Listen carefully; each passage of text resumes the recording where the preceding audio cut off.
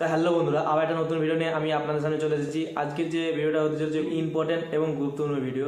এক উটের কথা শুনে আল্লাহ রসুল কেন কেঁদেছিল, তো সেই সম্পর্কে এই ভিডিওটা নিয়ে আলোচনা করতে চলেছি। এই ভিডিওটা নেওয়া হয়েছে আলোর পথ চ্যানেল থেকে। তো বন্ধুরা, ভিডিওটা দেখুন। প্রিয় দর্শক, হযরত তামিম আদ-দারি রাদিয়াল্লাহু তাআলা আনহু বর্ণনা করেন, একবার আমরা আল্লাহর রাসূল সাল্লাল্লাহু আলাইহি ওয়াসাল্লামের খেদমতে হাজির হলাম। তখন আমরা দেখতে পেলাম একটি ওট দৌড়াতে দৌড়াতে রাসূল সাল্লাল্লাহু আলাইহি ওয়াসাল্লামের মাথার কাছে এসে দাঁড়িয়ে গেল। দেখে মনে হচ্ছিল উটটি রাসূল সাল্লাল্লাহু আলাইহি ওয়াসাল্লামের কানে কানে কিছু একটা বলছে। আল্লাহর রাসূল সাল্লাল্লাহু আলাইহি ওয়াসাল্লাম তখন উটকে উদ্দেশ্য করে বললেন, হে উট, তুমি শান্ত হও। যদি তুমি সত্যবাদী হও তাহলে তোমার সত্য কথা তোমাকে ফায়দা দিবে, কিন্তু তুমি যদি মিথ্যা বলে থাকো তবে তোমাকে মিথ্যা কথা বলার জন্য শাস্তি দেয়া হবে।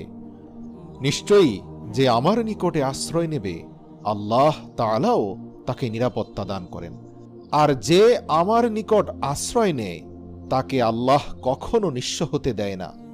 সাহাবী তামিম আদ-দারি রাদিয়াল্লাহু তাআলা আনহু ইরশাদ করেন, আমরা বললাম, ইয়া রাসূলুল্লাহ সাল্লাল্লাহু আলাইহি ওয়াসাল্লাম, এই ওট আপনাকে কি বলছে?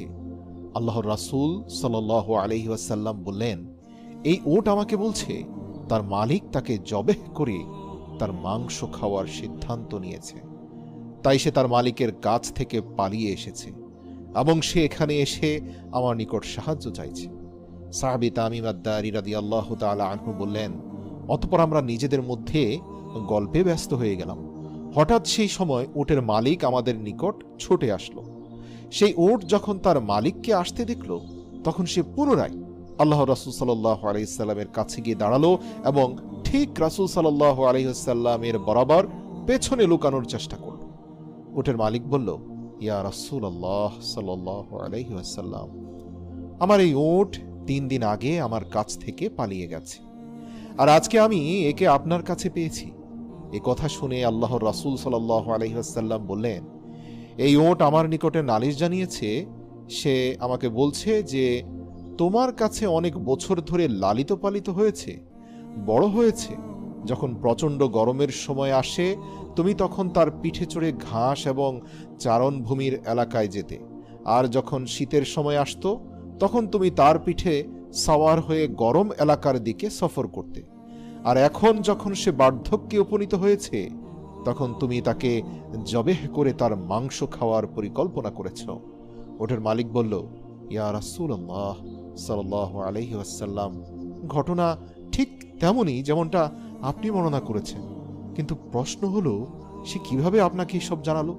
এই কথা শুনে আল্লাহর রাসূল সাল্লাল্লাহু আলাইহি ওয়াসাল্লাম বললেন, আচ্ছা বলো তো, একজন অনুগত একনিষ্ঠ খাদেমের তার মালিকের প্রতি খেদমতের প্রতিদান কি এটাই পাওয়া উচিত?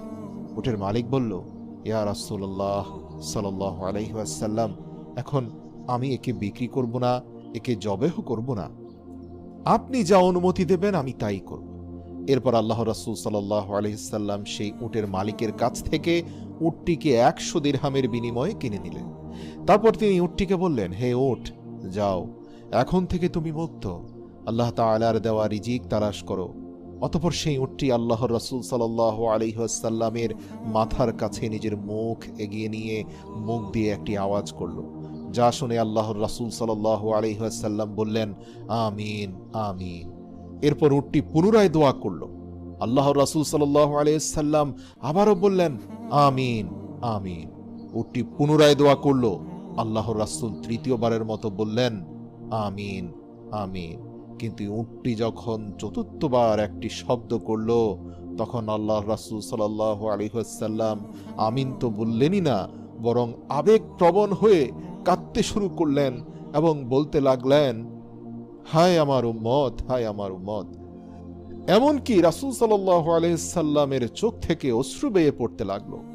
সাহাবী তামিম আদ-দারি রাদিয়াল্লাহু তাআলা আনহু বললেন, আমরা জিজ্ঞাসা করলাম, ইয়া রাসূলুল্লাহ সাল্লাল্লাহু আলাইহি ওয়াসাল্লাম, এই উট আপনাকে কি বলছে?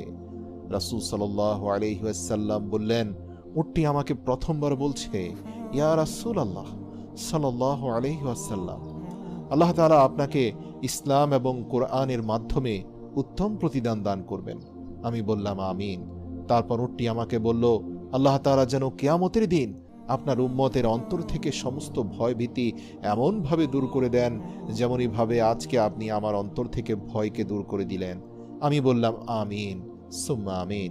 তারপর সে দোয়া করলো, আল্লাহ তাআলা যেন আপনার উম্মতের রক্তকে শত্রুদের হাত থেকে এমনভাবে হেফাজতে রাখেন যেমনই করে আজকে আপনি আমার রক্তকে হেফাজত করেছেন। এরপর সে পুনরায় বলল, আল্লাহুম্মা আমিন, আল্লাহ যেন তাই করে। এরপর চতুর্থবার উটটি বলল, আল্লাহ তাআলা যেন আপনার উম্মতকে নিজেদের মধ্যে ঝগড়া, ফ্যাসাদ, ফিতনা, যুদ্ধ, বিগ্রহ এসব থেকে হেফাজত করেন। একথা শুনে আমি আমিন বলতে যাব, কিন্তু সেই দোয়াটি আল্লাহর তরফ থেকে নির্দেশ আসলো যে সেটি কবুল হবে না।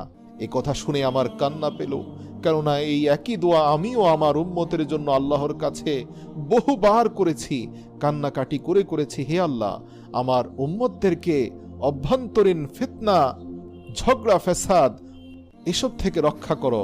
কিন্তু আল্লাহ তাআলা আমার প্রথম 3টি দোয়া কবুল করলেও শেষ দোয়াটি কবুল করেননি।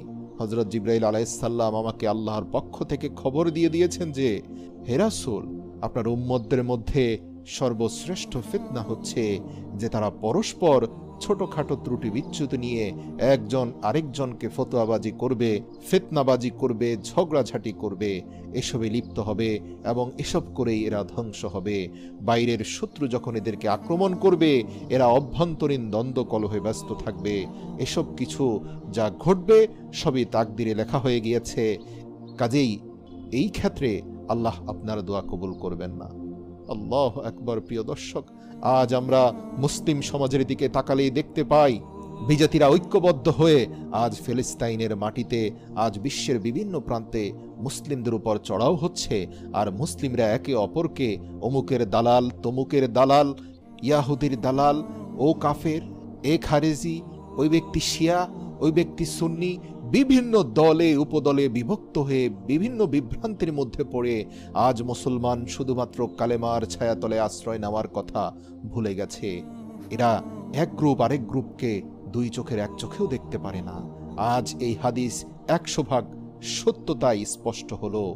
প্রিয় দর্শক, যারা এই হাদিসের মর্মার্থ উপলব্ধি করতে পারবে, আমি তো বলবো তারা বড় ধরনের ফিতনার হাত থেকে রক্ষা পাওয়ার সুযোগ তৈরি হবে।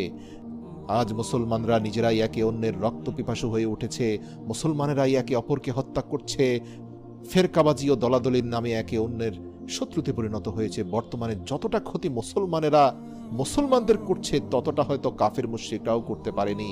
আমাদের সকলের উচিত আল্লাহ তাআলার রশি আল কোরআনকে ঐক্যবদ্ধভাবে মজবুত হওয়া আর একটি মাত্র কালেমার পতাকার নিচে সবাইকে আশ্রয় নেওয়া, তাহলে সব দলাদলি উঠে যাবে।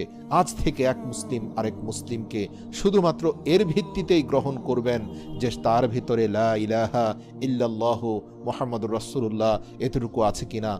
ব্যাস, এরপরে আর কোনো দল সম্পর্কে জানার প্রয়োজন নেই। এতটুকুই মুসলিমের আসল পরিচয়। তার মধ্যে আর যত ত্রুটি বিচ্যুতি থাকুক না কেন, তা শুধুমাত্র এই কালেমার পরে সবকিছুই আল্লাহ ক্ষমা করে দিতে। তো বন্ধুরা, দেখতে পেলেন কিভাবে উটের কথা শুনে আল্লাহ রসুল কেঁদেছিল। ভিডিওটা খুবই গুরুত্বপূর্ণ ভিডিও ছিল বন্ধুরা। ভিডিওটা যদি ভালো লেগে থাকে বন্ধুরা, লাইক এবং কমেন্ট করে জানাবেন।